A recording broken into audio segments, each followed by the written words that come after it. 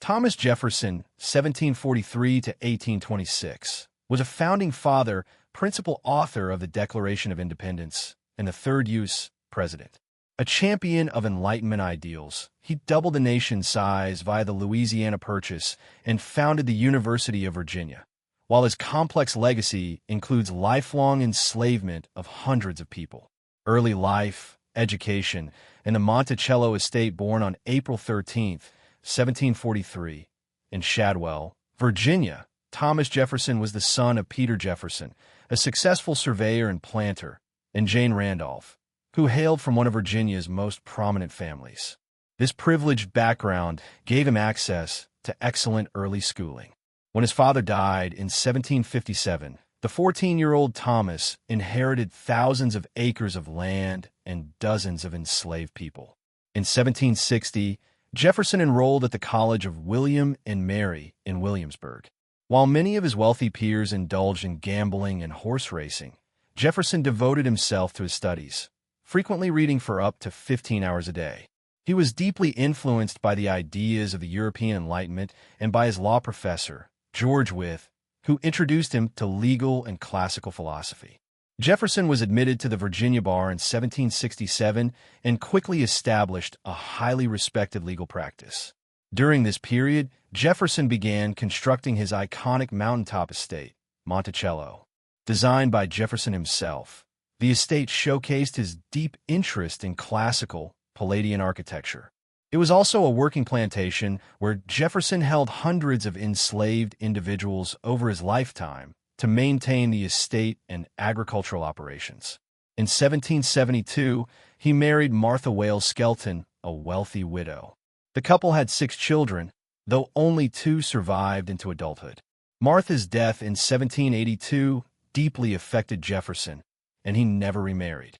The American Revolution and the Declaration of Independence. Jefferson's political career began in 1769 when he was elected to the Virginia House of Burgesses. As tensions between the American colonies and the British Parliament escalated, Jefferson emerged as a powerful writer and political agitator.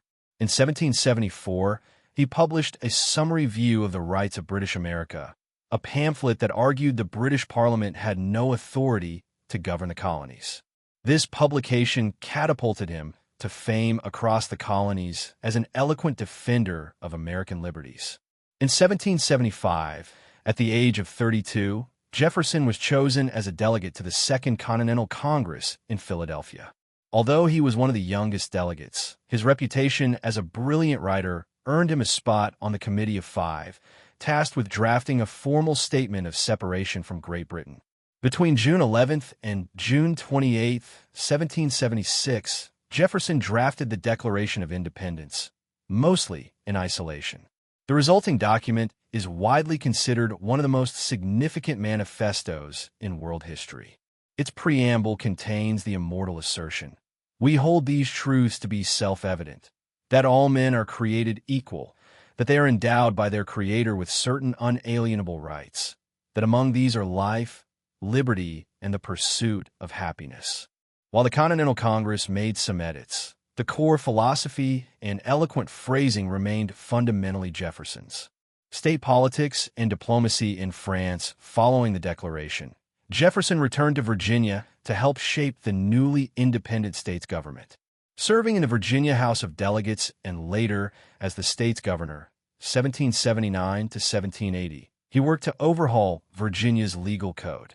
He drafted dozens of bills aimed at dismantling remnants of the British feudal system and championed legislation for religious freedom. His Virginia Statute for Religious Freedom, eventually passed in 1786, became a landmark document that established the total separation of church and state. In 1784, Jefferson traveled to Europe to serve as a diplomat, joining Benjamin Franklin and John Adams in Paris to negotiate commercial treaties. In 1785, he succeeded Franklin as the U.S. Minister to France.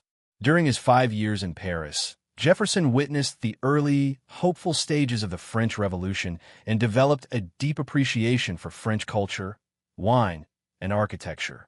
It was also during this European period that Jefferson began a long-term, coercive relationship with his young, enslaved servant Sally Hemings. Secretary of State and the rise of party politics, Jefferson returned to the United States in late 1789, just as the new federal government was taking shape. President George Washington appointed Jefferson as the nation's first Secretary of State. In this role, Jefferson frequently clashed with Alexander Hamilton, the Secretary of the Treasury. Their fundamentally different visions for the country's future laid the groundwork for America's first political parties. Hamilton envisioned a strong, centralized national government focused on manufacturing, commerce, and a robust financial system. Jefferson, conversely, advocated for an agrarian society composed of self-sufficient yeoman farmers.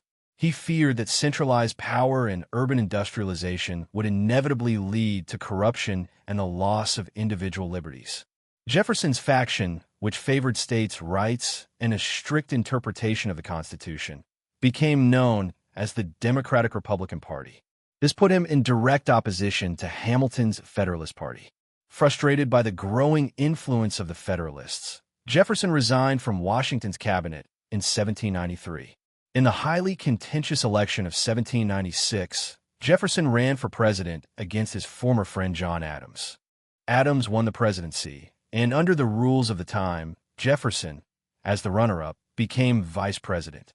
As vice president, Jefferson vigorously opposed Federalist policies, particularly the controversial Alien and Sedition Acts, which he viewed as unconstitutional efforts to suppress political dissent. The presidency, 1801 to 1809.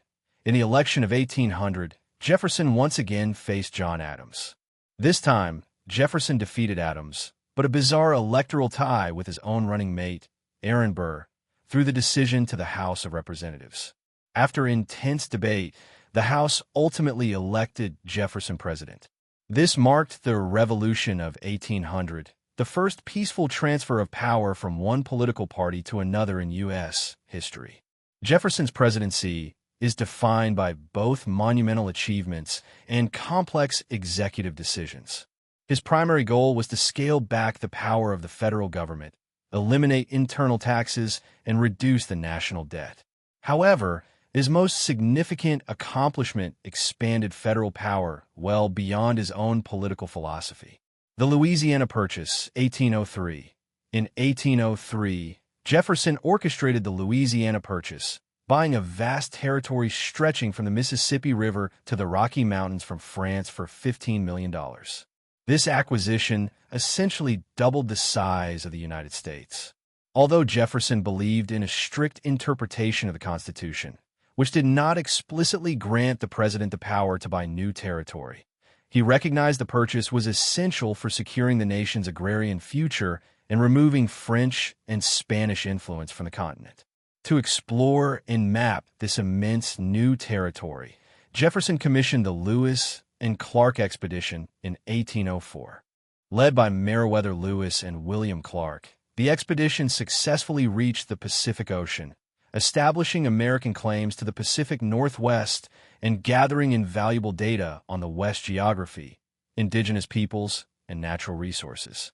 The Embargo Act and a troubled second-term Jefferson was easily re-elected in 1804. However, his second term was fraught with foreign policy challenges. As Great Britain and France fought the Napoleonic Wars, both nations frequently harassed American merchant ships and impressed U.S. sailors into service. Hoping to avoid war and force European powers to respect American neutrality, Jefferson pushed the Embargo Act of 1807 through Congress. The act essentially halted all foreign trade with the United States. The embargo proved disastrous for the American economy, particularly in New England, where merchants suffered massive financial losses.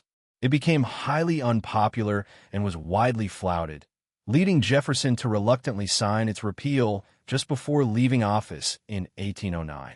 Later life and legacy upon retiring from the presidency, Jefferson returned to Monticello. Though he largely stayed out of direct politics, he maintained a voluminous correspondence with notable figures, including his former rival John Adams.